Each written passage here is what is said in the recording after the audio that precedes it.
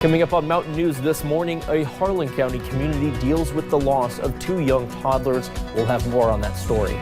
Plus, we know the name of a man found dead in a pond Saturday in Paintsville. We'll bring you the latest details. And an Uber and Lyft driver in West Virginia is slamming on the brakes. We'll tell you what he found in the back of his truck. Dedicated to Eastern and Southern Kentucky, this is WYMT Mountain News This Morning.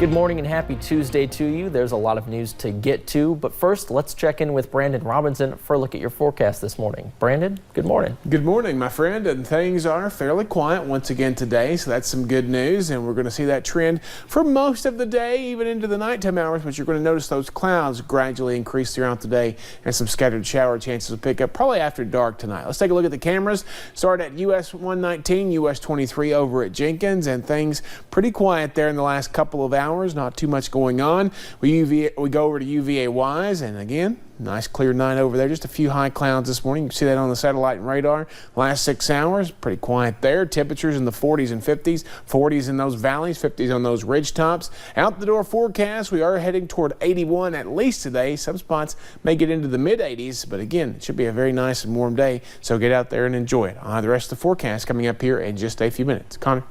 All right, thanks, Brandon. Well, we begin our news headlines this morning with a new traffic alert in Letcher County. Officials with Kentucky State Police say Kentucky 15 in the Isom community is closed. It happened near the intersection of Highway 7 North and Vrada Brooks Lane due to a train derailment. Officials say the road is completely blocked and will be closed for several hours.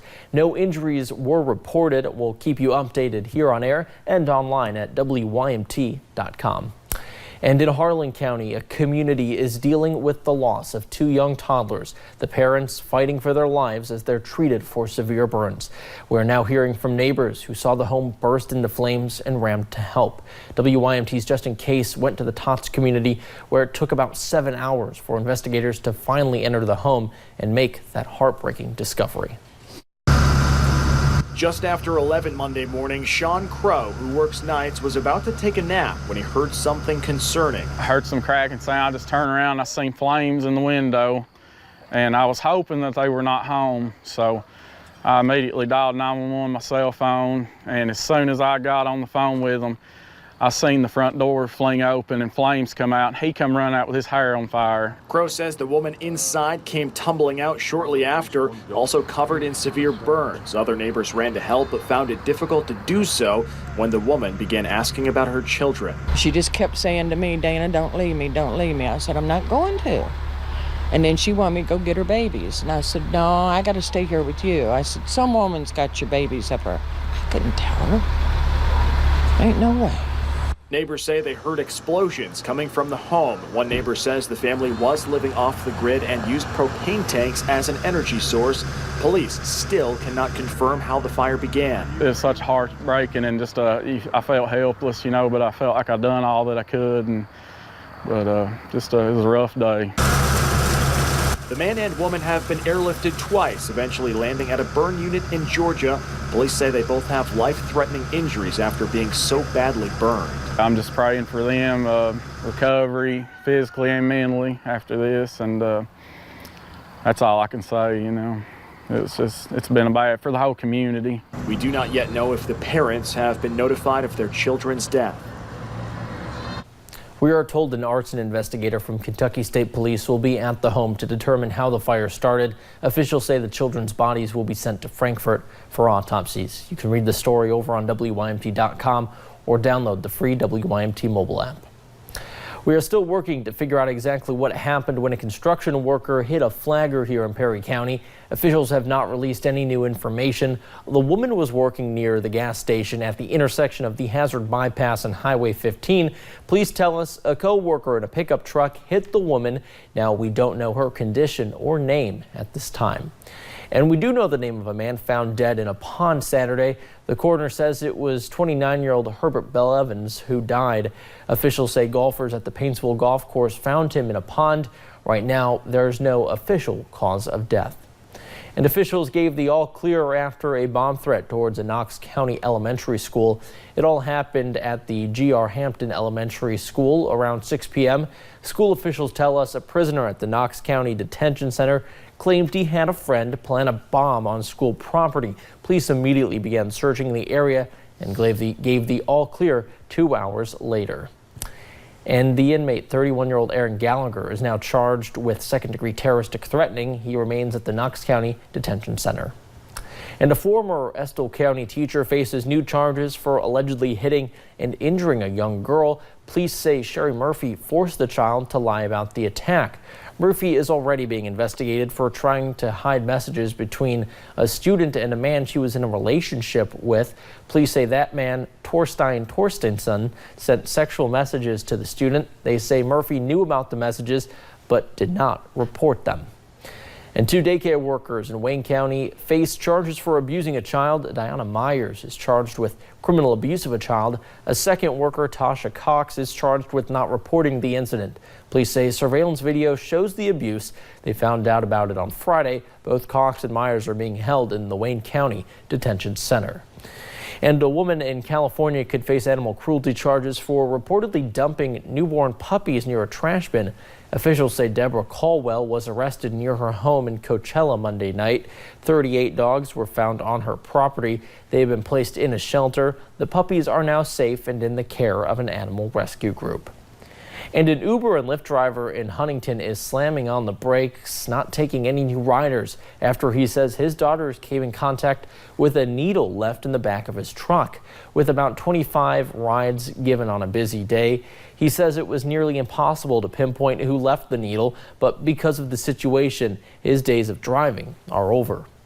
For other drivers, they need to be aware of this is reality now, and then other people who take Lyft and Uber, things like that, they need to make sure that they're watching. But I mean, how do you see something so small until it happens?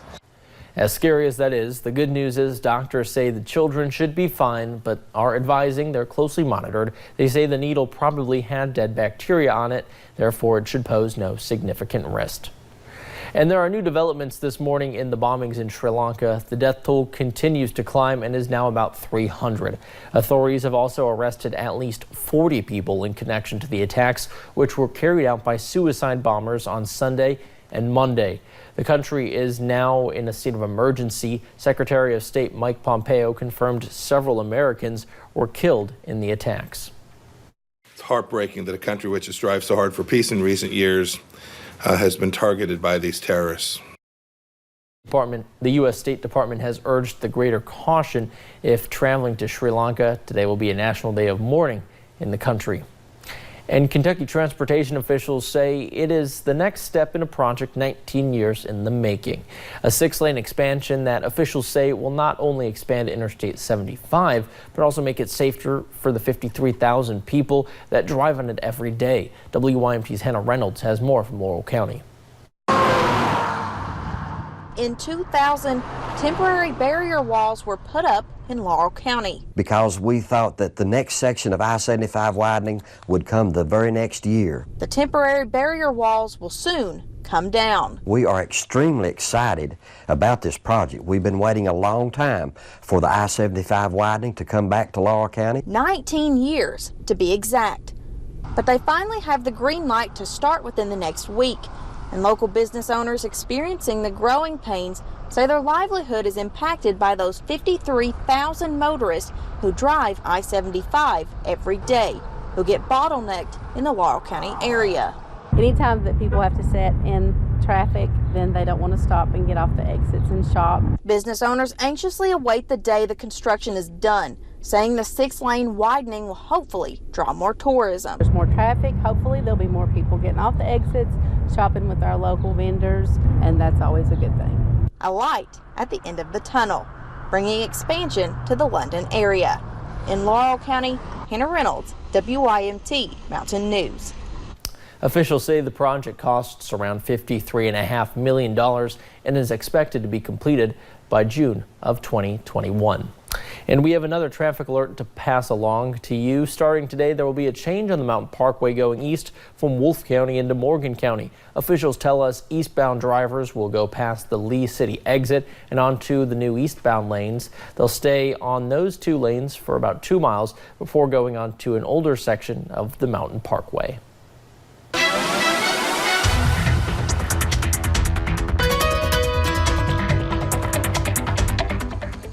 Forecast this morning pretty quiet across the region. US 119 up on top of Whitesburg Pine Mountain. All quiet this morning. Daylight getting closer here. That last frame showing you that. And we're going to continue to see, again, a fairly nice start to the day. Like a look at the satellite radar for the last few hours and not a whole lot of activity. Just a few high clouds starting to roll in. Light pinpoint Doppler radar. Some ground clutter near the radar sites. Moisture that's not reaching the ground. 40s and 50s depending on where you are. 160 there in Richmond up into parts of central Kentucky, but most of those valley locations are in the 40s this morning. Appcast, as we head through the daytime hours, temperatures are going to climb quickly, and you're going to see lots of sunshine for a while before we start to see a few more clouds as we head toward the evening hours. Connor? All right, thanks, Brandon, and thanks for joining Mountain News this morning. More news is on the way.